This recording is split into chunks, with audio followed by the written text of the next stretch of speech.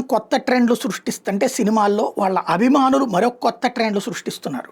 టిక్కెట్లకి సంబంధించింది సరే, రేట్ల ఎక్కువ తక్కువ అంటే కొనుక్కునేవాడు కొనుక్కుంటాడు.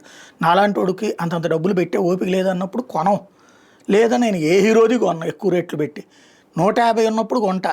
అంతకంటే ఎక్కువ ఉన్నాయి అంటే కనుక 150కి వచ్చిన రోజున చూద్దాం అనుకుంటా. థియేటర్లోంచి వెళ్ళిపోతే ఓటీటీలో చూస్తా. ఇది నా పద్ధతి. అది తప్పని నేను చెప్పను. ఎక్కువ పెట్టి కొనుక్కోవడానికి తప్పని నేను చెప్పను. అది నా మనస్తత్వం. నా మనస్తత్వం అందరికి ఉండాలని లేదు. వాళ్ళ వాళ్ళ అభిమాన హీరోల్ని ఎక్కువ పెట్టి చూడాలని కోరుకుంటారు. అయితే పవన్ అభిమానులు ఒక కొత్త ట్రెండ్ సృష్టించింది ఏంటంటే, ఇది మిగతా ఫ్యాన్స్, అది మహేష్ బాబు ఫ్యాన్సా, జూనియర్ ఎన్టీఆర్ ఫ్యాన్సా, ప్రభాస్ ఫ్యాన్సా, వీళ్ళందరికీ ఒక కొత్త పరీక్ష. ఎందుకంటే ఒక ఫ్యాన్స్ ఏది చేస్తే అంతకంటే ఎక్కువ చేయాలనుకుంటారు తప్పించి వాళ్ళు అట్లాంటి పని చేశారు మనం ఎందుకు చేయాలి అనుకోరు. ఇది ఒక పోటీ కిందని ఫీల్ అవుతుంటారు.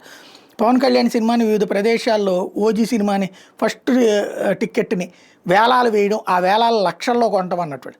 ఇప్పటికే మామూలుగా ₹1000 బెనిఫిట్ షోనే ఎక్కువ అనుకుంటే, వీటిలో ₹150 ₹250 ఇచ్చింది ఎక్కువ అనుకుంటే, అది కంటే కూడా ఎక్కువ 1,00,000 పెట్టైన కొనటం ద్వారా పవన్ కళ్యాణ్ నోటీసులోకి వెళ్ళాలా, పవన్ టీం నోటీసులోకి వెళ్ళాలా, శతఘ్ని నోటీసులోకి వెళ్ళాలనేటటువంటి ఫీలింగ్ ఉన్నోళ్ళు పెరిగారు. Pawan Kalyan OG cinema ticket ధర వేలం పాటలు ₹1,29,999 పలికింది. ఎక్కడ ఇది?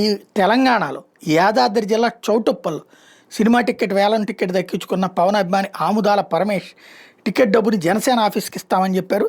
ఈ నెల 25 రిలీజ్ కాబోతున్నటువంటి నేపథ్యంలో అంటే కొత్త ట్రెండ్ను సృష్టించారు వీళ్ళు.